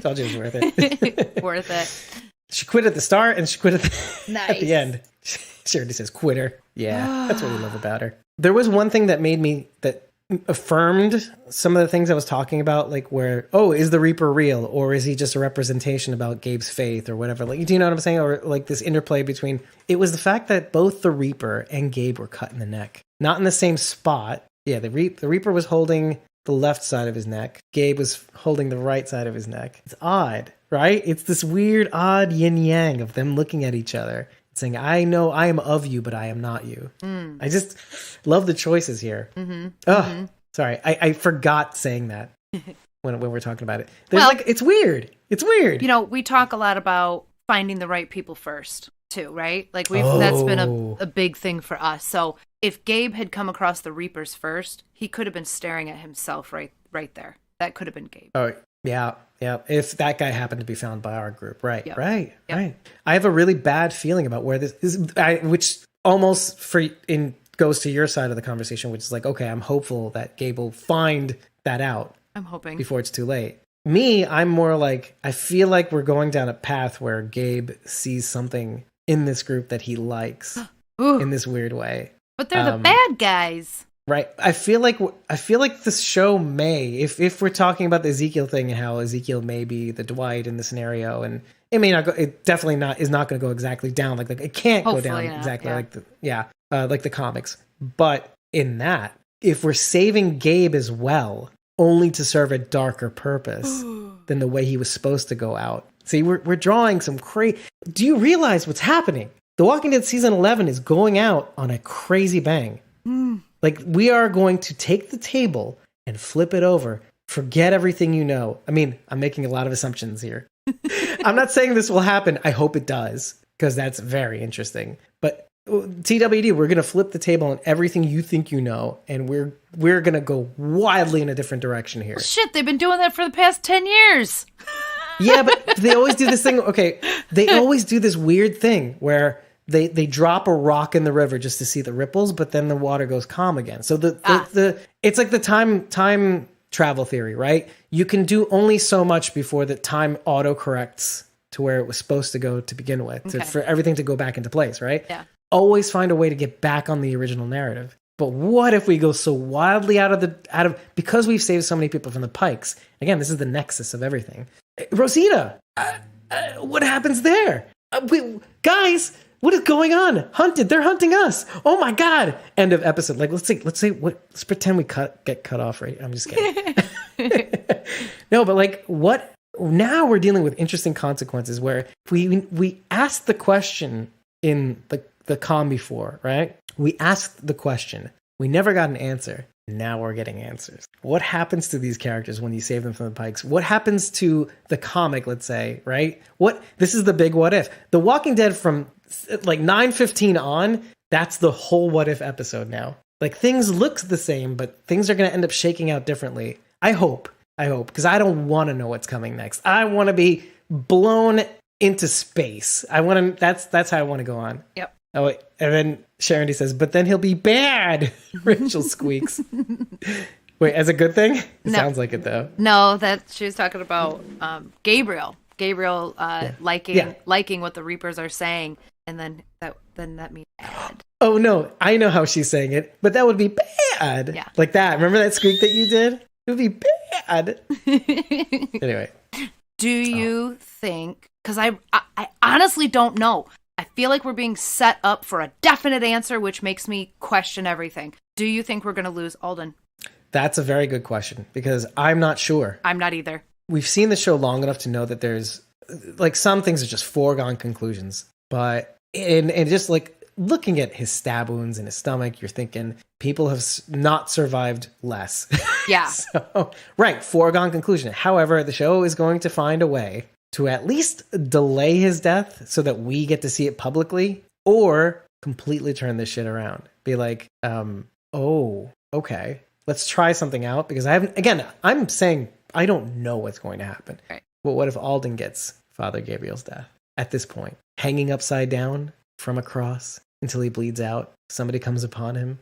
Tell Adam I loved him. Or oh, gosh. And then I could see that. I could see him trying to, like, flee up a ladder, trying to escape a herd or something, and then falls. I could see that. If not exactly, but like similar. Like, it doesn't have to be a water tower, because it's not. I don't think it's gonna be. No, I just said a ladder. Didn't I say ladder? Oh, you did say anyway, that. I'm sorry. No. Well, I mean, it was a ladder on the water tower. Yeah, it was. Anyway, yeah. Sorry. Like you said, I'm agreeing with you. It doesn't necessarily have to be a water tower, but just like a similar scenario. But I'm not ready to say that Alden's dead. I'm not, because it looks. Me neither. Because it looks so much like he is a goner. I'm like, not falling for it just yet. So yeah, and the show is actually, and I literally wrote this down, is the show getting us to believe that this group is lucky because of Carol being and Carol and company being able to get the horses? Is Maggie just given him this food to say, making a statement to say, I choose to continue to have faith? Like the karma effect. Like, if you choose to have faith, it'll return back to you, or something, like, you know what I mean? Like, she's actively choosing to have faith instead of cutting Gage off, or instead of cutting her loss. Like, one of the things that we said over and over again in the last few episodes is like, okay, she must have had to do this plenty of times, cut her losses. Like, people that fall behind, they have to continue going. Maggie would have wanted us to do it that way. But maybe that's not the good move. Maybe that's not the move, guys. Maybe we have to have a little bit more faith. Faith. You gotta have faith. We should open the show. Ooh, then I can touch it. Wait, what if it's touch your body? What is going on here? Maybe we'll just put it in there somehow. That should be our opening music for the next episode. I am so glad you brought up. Yeah, right. I'm so glad you brought up, like, instead of like the bird, like the beginning opening. Maybe. Yeah, but then again, like it's right at the beginning of the episode, and then we're gonna get copyright strike. Yeah, and then the whole show's canceled. Like kick us off the air. Cancels. #cancel Squawking Dead. Copyright Squawking Dead. Anyway, so I'm glad you brought up Alden too, because one of the biggest things that was running through my mind, and end up bearing fruit by the end of it, but I kept thinking Alden was a former savior. Alden was a former savior. Alden was a former savior this whole time. And like him and Negan being right next to each other. Well, meanwhile, he's probably never seen Negan for the duration of him being in the Saviors. He's at the satellite station. He's like, oh, I've heard of this Negan guy. I've heard him on a walkie-talkie a couple times with Simon, because it's a satellite station at Simon's. Yep. But, it's the whole reason why I'm in this mess. It's the whole reason. And then he mentions at the end, you know why I left him for you? This guy was standing at me right there. Because I had faith that you'd do the right thing. Yep. And lo and behold, she is the reason that he's even alive at this point. He is a living representation of what it means for someone to change. Negan is telling her, people change, Maggie. I'm with you guys. I believe in you. I'm with you, Maggie. Mm-hmm. It's like, people don't change. And then Alden at the end of the episode goes, excuse me. Remember me? I'm dying right here. Hi. I'm dying. Yeah. I changed. Remember me? I changed because of you. Yeah. Now see, okay. Excuse me. I don't know if you agree with me, but ever since we met Alden, it's hard for me to remember that he was a savior, because I never fully felt like he matched that group of people. Like even when we first meet him and we find out he's, in the cage with all of them, I thought, really, this kid? Like, no, he shouldn't have been with them. Like, he just met the wrong people first, Yeah. Boom. So. Boom. But just like DJ and Laura's, like they met the wrong people first, Yep. I mean, if Alden had been a one-off, it'd be one thing. But it turns out he wasn't. And which is good, because it gives him credence. Like, I'm the one person that changed. I'm the one. It's like, okay, this is no, Alden. That's not how it works. No. But no, it goes to the point. Had there not been any other saviors, I'd be like, oh my God, what is this world? But yeah, I mean, which means there must have been many others, because of people like Maggie, and because of people like Rick. Let's just even say, because he chose not to execute Negan, because he chose law and order, because he chose civilization over the immediate gratification of not getting revenge. Which brings us a little bit back to Father Gabriel a little bit. Because of his desire to get revenge motivates him to kill the other guy and to pull the little awl from his leg.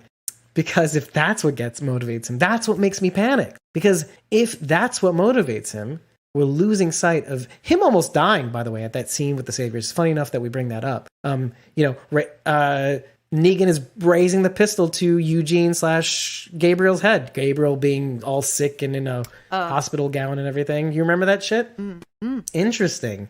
And look where he is now, on the other end of that gun, pointing it at the world and saying, "Fuck this. I'm with Negan. I'm with stupid." Or I am Negan. I don't know. That's what I'm saying. Like, or I am Reaper. I don't know. I'm not ready to say anything yet. I mean, I'm just putting it on the table so that we can maybe pick it up later, but it's good to talk about this stuff. I don't know. Yeah. Alden was the last thing I needed to talk about, and that was good. I feel good. I'm glad we're on the same page there, too. Like, we don't know. Like, we're not... Like, I'm glad you're not convinced he's going to die. Like, I like this, what's going to happen with Alden. Alden's... Yeah. Yeah. I don't know what to expect. Yeah. I have a feeling he might get a public execution. That would suck. That would really suck. Yeah. I really like Alden, to be honest with you. Because he represents that people can change. Yeah. Yes. Oh, I backed the wrong horse, and I'm choosing to eat humble pie and switch sides here, because this looks a lot better. I'm not willing to double down on things. We need more of that. And if you kill that, oh my God, what a statement. Did you get to watch the next episode yet? No? I did not. I told you I wouldn't watch it, and I wouldn't watch it. It's been I bet you everybody very else hard. Just kidding. It's been very hard. I feel bad when I say that, but like, well, and I know what I'm going to be doing tonight. I know what I'm doing tonight. Oh, guys! Oh yeah, gotta get my fierce. I don't know. This is like a maybe, but we should watch this space. The dead horses by the riverbed. Mm-hmm. Did you notice a couple of cleanly cut, cleanly severed heads? Was it a head or a leg? I did notice, I think it was one of the legs. There were some heads and there was a leg. Okay, yeah. I think I noticed the leg was very cleanly cut. I also noticed how few walker bites there were. So whatever was there munching on these horses, gave up. Well, they got up and left pretty quickly. Why would they not devour the entire horse? Right. They were chasing something. They must have been chasing something. Yeah, exactly. Well, more to the point, if they were munching, they kind of, because you know how we've seen this. We brought up Justin in the last episode, who had turned, and then the walkers were eating on him. And they were like, oh, he's one of us. Okay, let's go. But they stopped. But a horse isn't going to turn. A horse is just meat. Right. So, but the blood will get cold, I'm sure. Right? Like, and so they're like, I can't smell it anymore, guys. I don't know what's going on here. All right. So you do think that at a certain point, a walker would just stop eating its meal, even not distracted by something? Oh, yeah, maybe. Or, you're bringing up a good point, because maybe what was done to the horses was meant to slow down a herd Okay. Slow down the herd enough to keep them in one spot. Hence, and I'm not saying our people are nearby. They're not. They're in the DC. I mean, I know that Alexandria isn't far from DC per se, but I'm just thinking like, okay, what's her name? Who notices that the walkers are? Yes, it was Maggie, right? Or Negan was saying, oh yeah, they're coming out of the woodwork. Oh, yeah. As they're trying to run away, like they seem to have doubled, is what he says, almost exactly. And I was thinking to myself, oh, what if they slaughtered the horses so they'd bring in more walkers to the area and hunt them down? I don't know. It's a stretch, but what I was really thinking in the moment until you brought that up was kind of like Alden, fresh meat, Sanjay, that whole thing. Like, oh, Alden's bleeding out, and obviously they're attracted to the highest sense that they have. We're learning things. I don't know. Thank you, Sanjay. Thank you, Sanjay, for teaching us what we kind of already knew, but now it's a thing now. It's in the atmosphere. I love that this character made it into exactly one episode, and we still talk about it. I love that. Sanjay, you made an impact on us, clearly. Right. For those who don't know, Sanjay, because people don't watch Fear the Walking Dead, some of them. How dare you? Stupid. How dare you? Sanjay is a very short-lived character from Fear the Walking Dead's Season 6, Episode 2, Welcome to the Club. Welcome to the club. Yep. He taught us a very valuable lesson about the walker's highest sense. Yep. Of the 5 senses of walkers, apparently they do. Okay, another thing, that, again, tiny little tidbit before we sign off, I think, is that Maggie knows that these Reapers that are chasing them need to be dealt with, because they cannot lead them back to Alexandria, at least, if not to food. Yeah. So which is why she chooses that mall to go to and all that stuff. So just to be totally clear, Maggie, Alden, this whole group, they are on their way to Meridian, correct? That was that's what they were going to reclaim Meridian. That's what this mission was. Really funny. Originally, yes. And then after they experienced what they experienced in the subway, they said, let's just get some temporary food from this temporary place that Georgie's told me about. Okay. All right. And they can't even get to that. So, well, that's still the mission is to get the food. Yeah, that's kind of what I was gonna say. Like, they were on their way to Meridian originally, and then all this shit happened, and the Reapers were like there to meet them. Like, oh, you think you're coming this way? Fuck you. Their mission had changed at that point, and they weren't going to Meridian anymore, and they're still coming. Yeah, and they're still coming after us. Like, this group reminds me of, like, this is gonna sound so stupid, but this just makes sense to my brain. The Reapers remind me of wasps. Right? Like, they're the assholes that just fucking chase you for no reason. You came close enough, and I'm just gonna chase you for no reason now. Like, even though I'm running away from your hive, these fuckers are still chasing after me, trying to sting me, and you're going, I'm getting away, and they're still coming after us. Don't care. I don't know what this is gonna mean. I'll say that much. I mean, how many times can a plan change, right? Mm-hmm. Like, Meridian, that's out. This place close by, that's out. Are they going to continue to that backup place that Maggie... I think it sounds like they are going to. The mission must go on. They must get the food. Mm-hmm. Which is kind of like an echo to what's happening at the Commonwealth. Well, that's our mission. We need to bring these people back to help. In the Whisperer War, again, we have to remind people, they think the Whisperer War is still ongoing. They don't know that Alpha is dead. Right. And they beat Beta. Or they may know Alpha is dead. No, they don't. No, not even that. Nope. Well, good reminder. If they pretend like it didn't happen, I'll be very upset. Anyway, Thank you for making it this far. Thank you for some of you joining us in this podcast. Thank you for Meg and Sharon for lending us your thoughts. They were a good springboard into talking about the things that we with the revelations that we had during this episode. And if you like what you've heard and you definitely love the King Ezekiel theory about the Commonwealth, head over to ratethispodcast.com/squawkingdead. 5 stars and eggplant is all we need to know. But I think you're going to want to tell us what you think about that theory and any other critiques or comments you may have. It's a great place to express yourself, even if it's a low rating, even if you didn't like what you heard. You made it this far. Thank you for doing so. I really do appreciate it, even if you didn't like it. I hope that you got something out of it either way. And if you did, let us know. And if you want to follow us on our journey, not just subscribe, which you should be already to our YouTube. You should be subscribing to our YouTube already. But if you want to follow our journey even further, head over to ko-fi.com/squawkingdead and just follow us there. Create an account and follow us, because we like to post little things that, even though some of those things will be locked, it's a means to go deeper. So you will get the unedited episode recordings after they're released. You'll also be able to join us in the chat as we talk about these things. You know, you can lend your thoughts. You can also DM us, actually, if you happen to support us. You don't have to support us, though. Just follow us. If you decide to support us, though, buy us a coffee. You can get access to supported back content for 30 days, so you can dip your toe in the water. And if you like it, you can support any one of the number of our tiers. Our Walkers tier, which is the tier that when you donate, when you give us $3, you get a baseline of benefits. The unedited episode recordings, the ability to join us in the chat, and some other things too. The Whisperers tier is the tier which you will receive the 50% off our merch store, credits at the end of the episode, the ability to join us on our Jackbox games, and the ability to join our Discord. And then there's the Survivors tier, which is the ability to host the show along with us. Yeah, that's right. What? There's only 4 spots left. It is pretty expensive, but it's on purpose because it needs to be unattainable. And it's worth it. Share your thoughts with us. Like, this is your platform. The last few episodes, Eliza, one of our survivors and members, has been joining us, and it's been great. Her insights have been awesome, and I'm sure you have some excellent insights too. And no pressure. Not everybody's going to be ready to jump into the boiling water just yet. But if that's something that you are considering, think about it. And with that, everybody, we'll see you in the next one. Thank you for making it this far. And enjoy the credits that are scrolling undoubtedly across the screen. Take care. We'll see you next time. Godspeed and have a little faith. And Happy New Year. Happy New Year, Jews. Happy Rosh Hashanah. Happy New Year. Happy Rosh Hashanah. Take care. Bye.